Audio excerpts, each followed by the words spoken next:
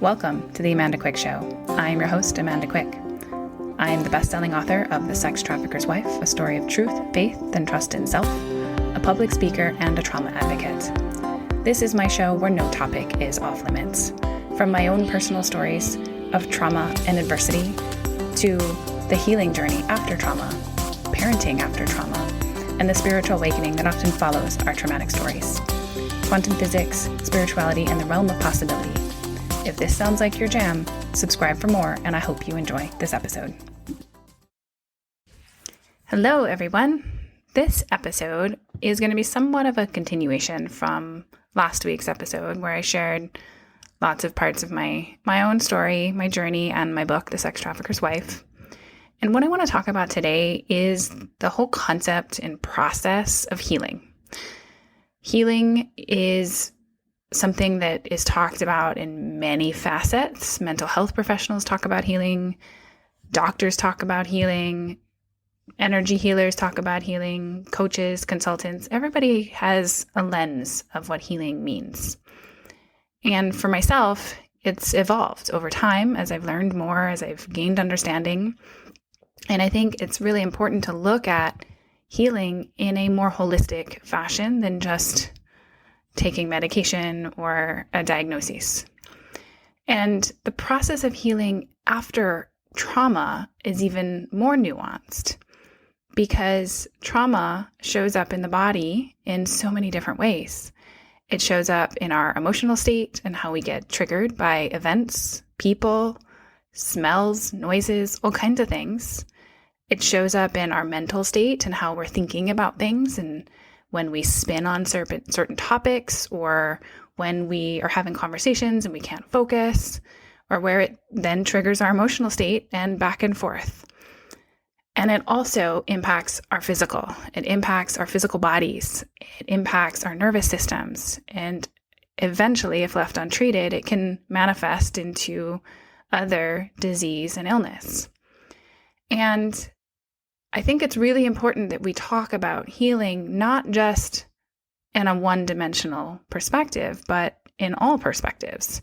And there's, a fourth and fifth layer of this that I also consider when looking at healing, and that's the spiritual component.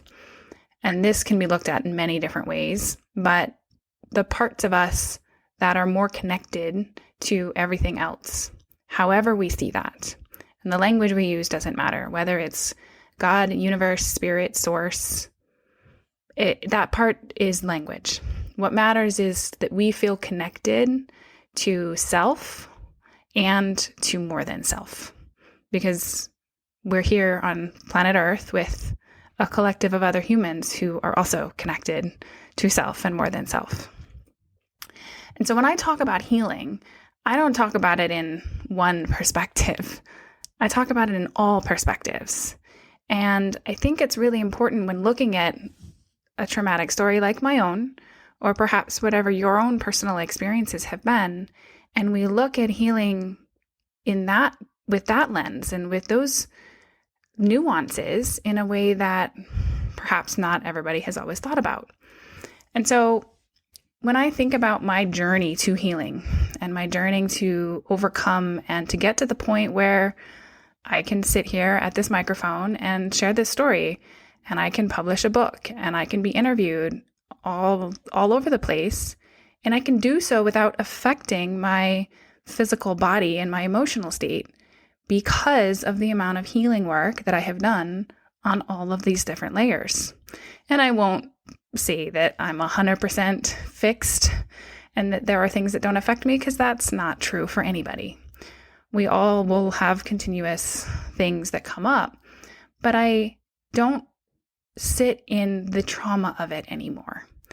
And when I look back at what's happened to me, it doesn't even truly feel like me anymore. The version of me sitting here talking to you right now isn't the same version who made those choices. It isn't the same version who experienced those things. I see it almost like I'm observing my younger self. And I don't feel nearly as inside those feelings like I used to. But, it's not an overnight process. And I think that a lot of people sit in their trauma, not on purpose. Nobody's saying, yeah, I want to keep feeling these things over and over. They don't actually know what the other options are. They don't even know this is things they can overcome. And they don't know where to go for help, and they don't know what to do. All they know is they feel horrible, and they don't want to feel this way anymore, and they don't want to experience these things. And so they bury it deep inside them, and they try not to look at it. And that's probably truly the majority of humanity. The majority of humanity doesn't want to look at their stuff. They don't want to feel the things. And so we just proceed with masks and whatever other things that we think we need to do in the world. And I personally think that's pretty bass-ackwards, and that if humanity is going to grow and evolve, and we're going to live in a world that empowers people, we got to change that. Ultimately, we got to look at our stuff first, because it does start with self first. No collective can shift without addressing self. And so the healing process for me has certainly been nonlinear. And, when I first started down this path, I was actually still in the midst of fighting. The healing process began for me when I chose to take my power back, and I chose to make decisions that were different than I previously would. That was a hugely healing moment. And, I've had versions of those kind of moments throughout my life in different scenarios, but this was probably the very biggest shift that I have ever made in one snap of my fingers. And that shift created an outcome that I never expected to be possible. And it gave me not just the outcome I needed, but it gave me this understanding that if I could do that, I could do anything. And that means I can do anything. And I believed it in a different way. And that is really healing. To see that you have so much power over your own individual choices that can impact your outward experience. And seeing that, recognize it, and then taking the steps to experience it is the healing work. Awareness is probably 90% of it. Actually seeing that we created this in our experience, even because it was things we didn't know yet, we still created it, is the first piece. And so when people think about, well, how did you heal from it, or what did you do, or how can I heal from it? The first step is to take a really, really radical, honest look at yourself. And this is probably the hardest step, truthfully, because it's not comfortable. We don't want to see ourselves in that light. We don't want to see ourselves as either a victim or as somebody who caused the trauma. We don't want to see that. And I don't say this to victim shame or to give perpetrators a way out or any of that, because they are responsible for their choices just as much. But I say this because if we don't take radical accountability for our part that we did play, whatever that is, however big or small, we can't recognize the power we have to change it. And so taking a really, really close look, honest, radical accountability for whatever your piece is, whatever your part is. When I look back at my journey, and we're going to use that as an example because we just talked about it last week. When I look back at my journey, and, I'm not responsible for my ex-husband being arrested for human trafficking. I had no part to play in that. That is not something I can take accountability for. It's not something I had any say in the matter. But what I do need to take accountability for, or I should say did need to take accountability for, was the fact that I chose not to see what was right in front of my face. And I didn't know what I didn't know. That's true. But it was right there, and I chose to believe him over what everybody else was saying, what the authorities were saying, what the evidence was saying. I chose to believe my husband. And I had a lot of reasons for that. I had a lot of beliefs. I had a lot of previous experiences. I had a lot of my own childhood trauma. I had a lot of things guiding me to believe him, because I believed my kids needed their father. in their lives, and I believed that he was safe, and I had all of this wrapped up in it. And yet, ultimately, I'd still made the choice that I made. And it's not to say and look back and go, that was a horrible choice, I shouldn't have done that. It's to look back and see that I, in fact, had a choice. And it's the thing about when we look back is our first thought is to judge our choices. Because if we see the choice such as that, as I bailed him out of jail, and why would I do such a thing? He was arrested for human trafficking. I mean, come on, right? And this is one that I've gotten flack from all over social media, and that's fine because I've really dissected this one a lot. Because when we look back and we see yes, no, in fact, I had a choice, and I chose perhaps the wrong thing. And so our human reaction to that is to judge ourselves, is to go, I'm bad. I made the wrong choice. I can't be trusted. And if I can't be trusted, well, then I clearly can't make choices now because I can't be trusted. And that's kind of our default, is to go back and judge the choices that we do recognize that we make. So sometimes we do get that far. And not only are we judging ourselves, but we're holding immense shame for the fact that we didn't see what we didn't see, or that we didn't make the choice that we now think we should have made, or that even with all of the evidence, we still didn't make the, quote, right choice here. So we hold shame and judgment and guilt and all of those emotions, right? And then most of the time, I'm going to say 90% of the time, this is where people stop. They stop and they go, that's too much, that's too hard, I can't look at it anymore. And they shove it down and they don't look at it and they just move on. But the problem, truthfully, with that is that we've now held on to all of this emotional angst and energy and all of these stories about how horrible we are and how much we can't be trusted and all of these judgments we've made about our choices and our character and our ability to see the truth and our ability to make good choices for ourselves and for our children. And we hold on to all of this and we create a new story about who we are and what we're capable of. And this then plays out. And again, using my story here, this plays out in another way where I gave all of my power to the lawyers and the system to decide for me because I couldn't be trusted. I had this belief that I couldn't be trusted because I didn't see the truth before, so I can't make the decision of how to keep my children safe. You do it. I vividly remember having those thoughts when we hired the parental rights evaluator that, okay, good. Somebody else smarter than me can figure this out and tell me what to do. I was relieved.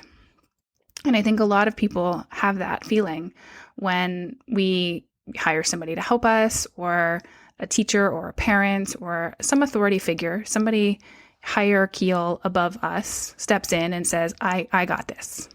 We're relieved. It's not our problem anymore, right?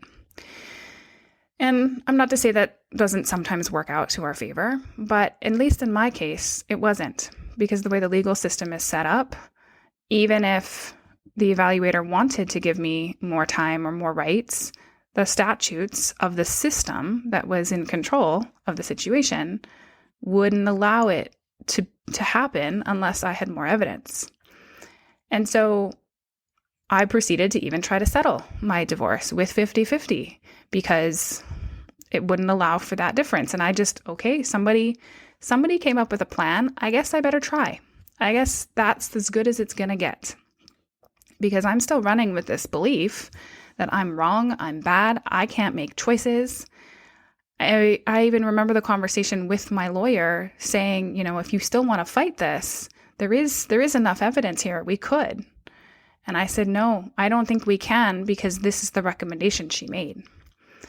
And, obviously things eventually did play out to my advantage in that sense, because it also is important in the courts that you be willing to negotiate. And yet I really knew at that time even that wasn't the best outcome for myself and my children. but I didn't know there was even another option. And so I was playing out this story. I was wrong. I made wrong choices. I can't be trusted. And I was playing out this story and feeding this as it played out in my life because I hadn't been willing to take control because I couldn't be trusted. I didn't see the truth, so I can't be trusted now, right? And so when these stories stay so stuck in our bodies, they also are manifesting in our physical. They're manifesting in our fight or flight response. They manifested as PTSD for me with every single conversation that I had with my ex-husband triggering a panic attack. It triggered a heart rate to come up. It triggered sweat and mind spins and perspiration and just all of these things in my system because I didn't feel safe. I didn't feel grounded. And I didn't feel comfortable in my body because I was holding on to all of this that not only was I not safe, I saw my children not safe. I could feel them not safe. And yet my mind was saying, you have to do what you're supposed to do. You have to give your power to the authorities. You have to do all these things. And so my whole system was ultimately in conflict with itself. And truthfully, I think this is what happens as people go through these traumatic experiences, is they start to try to overcome and heal from them, is they're in massive conflict. One part of them says one thing while another part of them says another, and there's no way to resolve it. And their body is saying, I'm unsafe and this doesn't feel right. And the mind, which believes the authority, says, nope, this is what we have to do. And we're just, and our emotions are on overdrive. And so the healing process for me began the moment I saw that for what it is. I not only saw the choice that I made to bail him out of jail, but I also saw the choice that I made to give up my power. And I saw the choice that I made to believe the system, believe the structures, to play that game in a sense. And I recognized that there was another choice I could actually make now. Not what I should have made before, but now, in this moment, there is a new choice presenting itself. And there's a new choice presenting itself because I was open to seeing a new choice. Because it didn't exist before. There wasn't anything else I could have done as far as I could see. When I walked into that psychic's office, I said, I've been doing all the things. I hired all the people. There's nothing else for me to do. But that just wasn't true. But I couldn't see the other option on the table until I was willing to recognize that I had been contributing to the fact that there had not been another option on the table. And we do this in every single situation, every single step we take. We have a belief system, a belief structure of what we think the world is and what we think our place in it is. And if something doesn't fit within that, the majority of time, majority of people, they can't see outside of that vision. It's almost like they're literally blocked off. They have blinders on to these other choices. And all they know to be true about the world is what is right in front of them. You know, the same reasons that people believe they have to work a certain way, they have to live a certain way. These are the beliefs they held. And everything in their vision is reaffirming those beliefs. That's how humans are wired. But the moment we're willing to set the blinders down and we're willing to go, wait a minute, I put them up there because I decided this was the only choice I had. All of a sudden, new options appear. New options appear where we have new choices. And we have the option to make a new decision about what we want to be true. And for me, the decision that I was done 100%, this lifetime, last lifetime, all lifetimes, I was done ever being with him, helping him, trying to heal him in any fashion. Everything changed. That one decision changed everything. And that was the very beginning of me seeing that my own personal choices, my own empowerment was allowing me to begin to heal. And this whole concept of healing isn't just making things better, but it's changing the outcome and seeing the outcome. And so when we talk about healing after trauma, Not everybody has a story like mine where they made a different decision in the midst of it and got out of it. Some people do. Some people were beaten down so hard that they don't know even how to come out of it. They don't know there is another choice. I get that one. And then once we do come out of it, even if it's just because somebody else drags us out of it, we're still left stuck in, I don't know how to operate myself. I don't know how to live this way. And we start to seek out, how do I heal from this? And I want to shift the perspective on healing to, how do I grow from this? How do I resolve this within myself so that I can live in a state of peace and love and acceptance for who I am and what I'm here to do, whatever that looks like. Even if that's surviving and then thriving, even if that's just how do I take care of my children on a day-to-day basis, all of those pieces require us to allow the healing to take place. But in order to do that, you also have to recognize the growth opportunity that comes with healing. Because healing isn't about the wound closing. It's about seeing that wound and making it a pride, a statement of, I overcame this. I grew from this. I learned from it. I am more than I was because of this. And it can take some time to get there, but everybody I know and everybody I've talked to who has been through big things and who has really gone down this healing journey where they gain perspective and they gain understanding and they realize this hard stuff, it was actually a gift. It sucked in the moment and I would never wish it on my worst enemy. But had I not had that experience, I wouldn't have the understanding and the awarenesses that I have today. If I had not bailed my husband out of jail and I'd left him in jail and I left him right there, I would never, ever have understood why people stay in abusive relationships. You crazy people, why are you doing such things? I wouldn't have gotten it. Today, I get it. I get it deeply. I get it on a very deep, compassionate level because I've been there.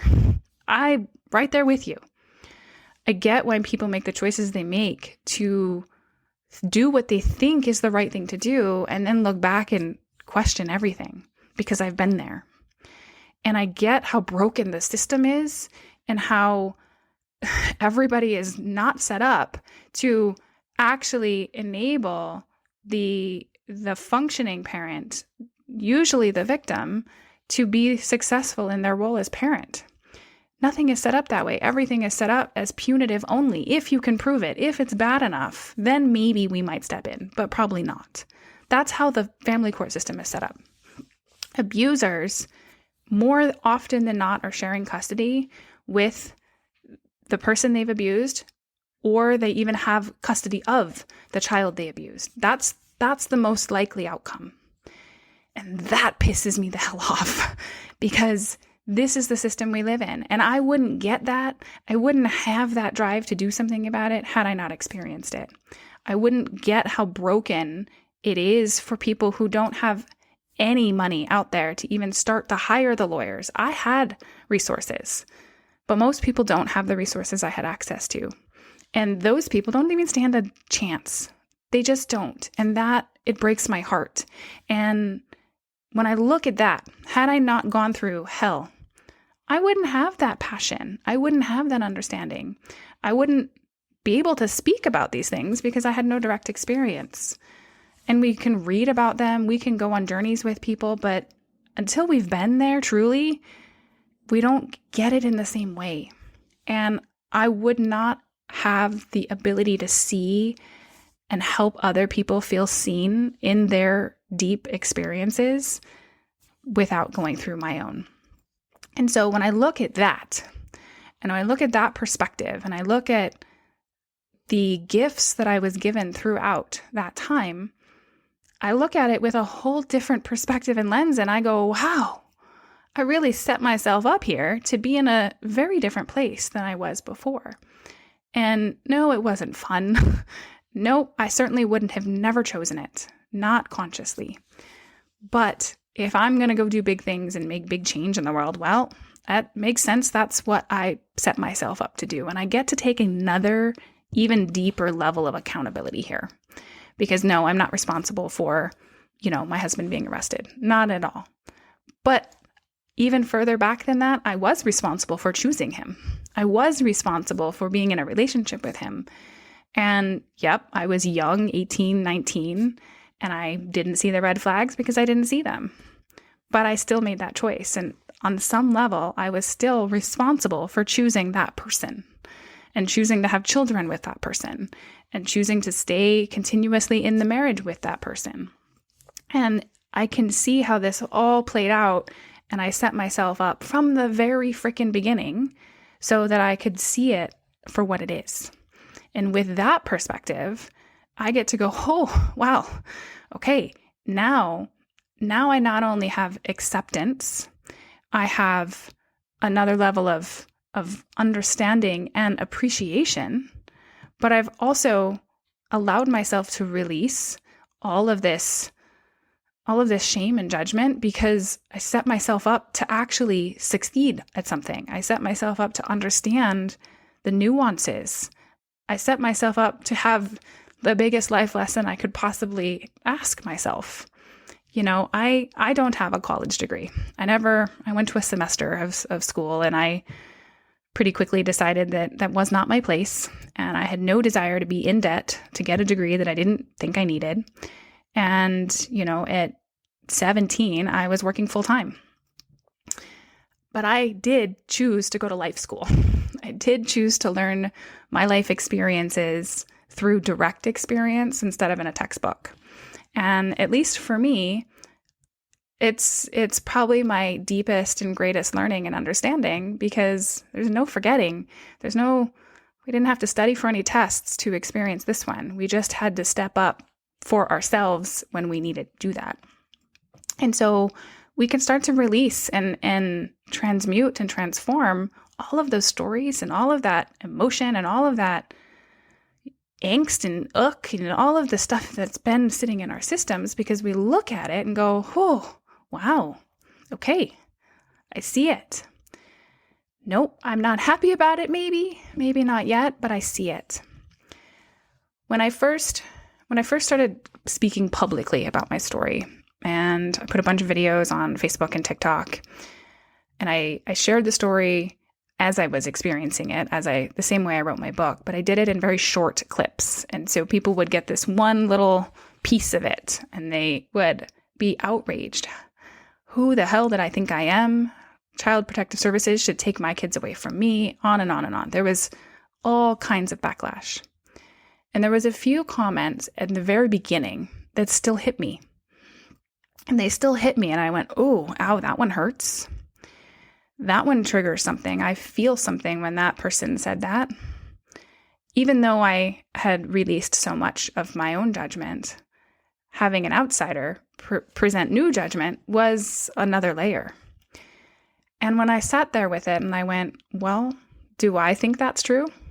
No, I don't think that's true. I know I fought like hell for my children. Okay, so if I don't think that's true, why does this random person on the internet, why does their opinion affect me? Well, because I'm allowing it to. Because maybe there's a part of me that still thinks I'm not good enough for my kids, or that I didn't do the right thing at the right time. And so I looked at that and I said, I'm actually grateful for that message and for that trigger because now I can see that and I can look at that version of myself and I can say, okay, that feeling is there. Let's pull this one out. Let's release it. Let's transmute it. Let's recognize that a part of me is never going to feel like I can do enough because I don't know any mom out there that feels like we're doing exactly enough all the time, 100% of time for our children because, well, that's just impossible. We are human after all. And especially with 3 children and especially being a full-time mom solo during the pandemic with 3 children, there was a lot of times that I didn't feel adequate or enough.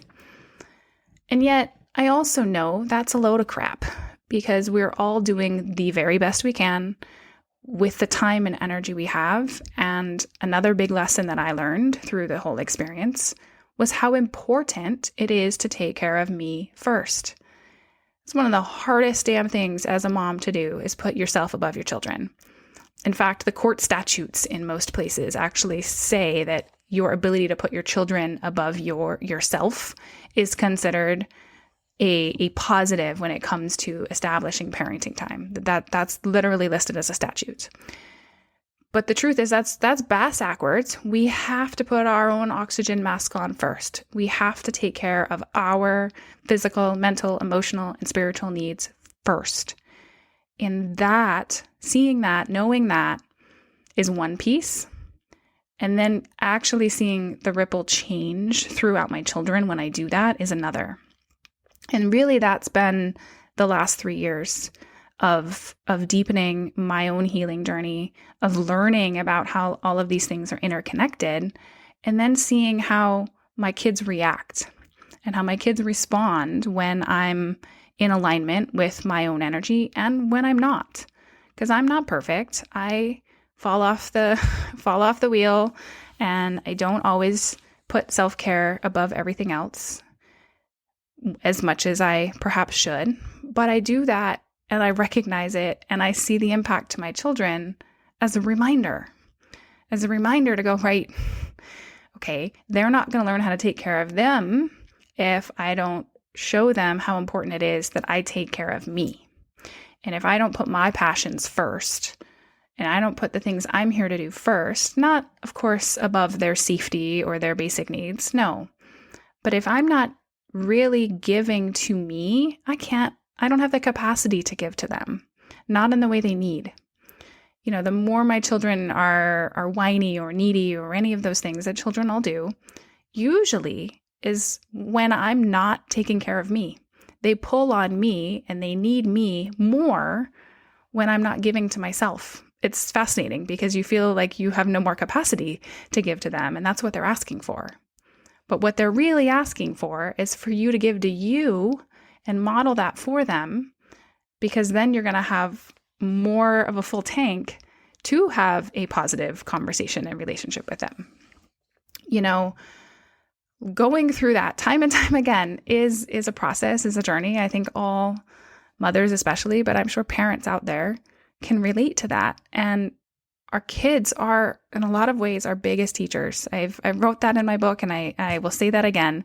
My children are my greatest teachers, and I am so grateful for them and all of their triggers and all of the challenges, because without them, I wouldn't have the same drive to fight like I do now.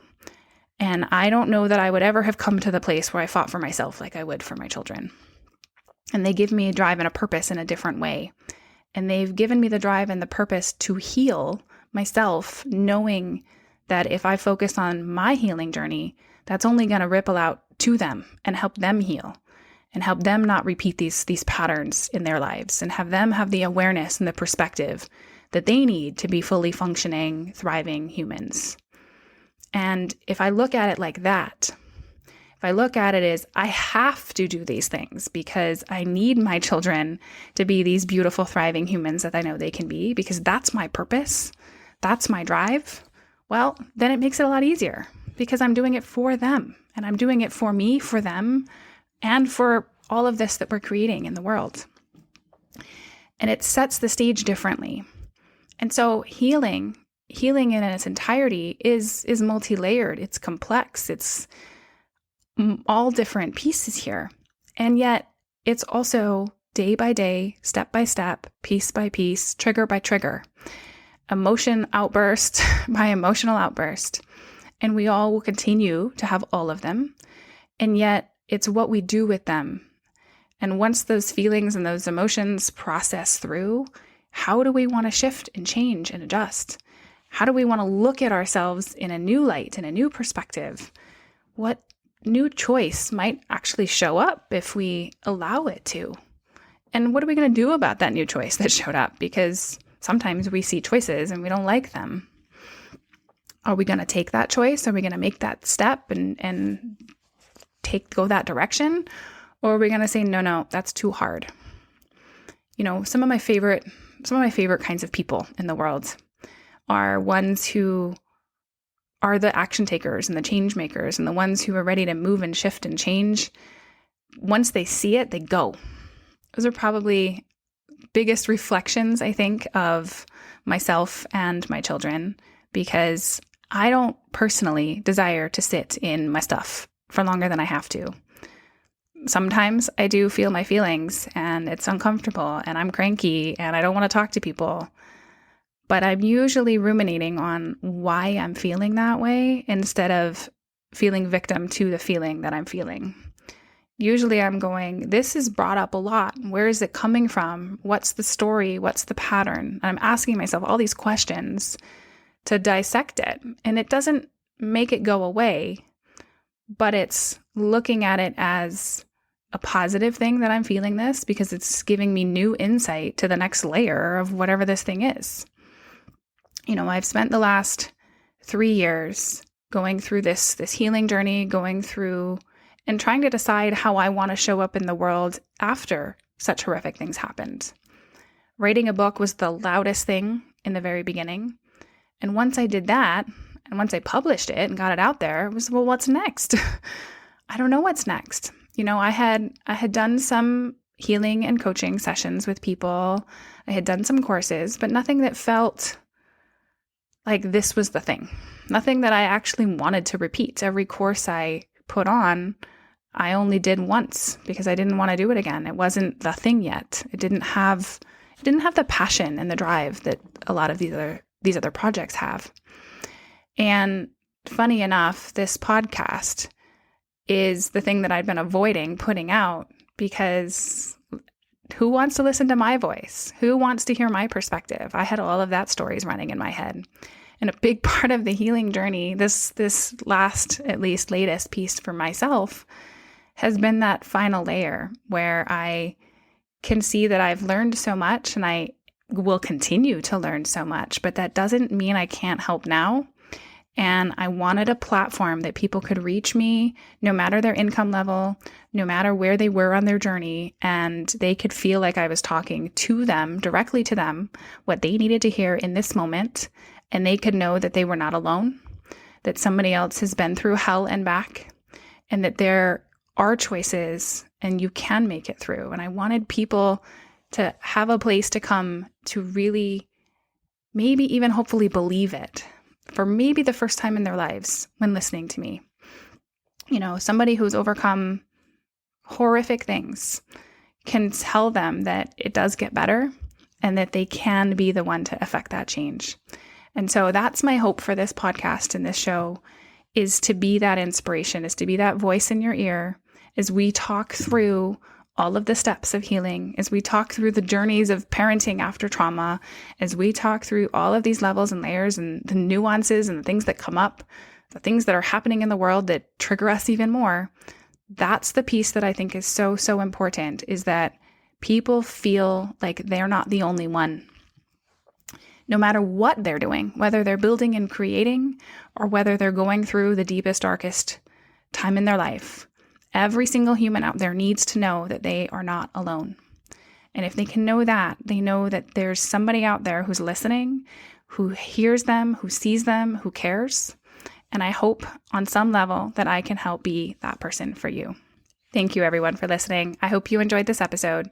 Make sure you hit that subscribe button for regular updates, and I will see you all next week. Lots of love.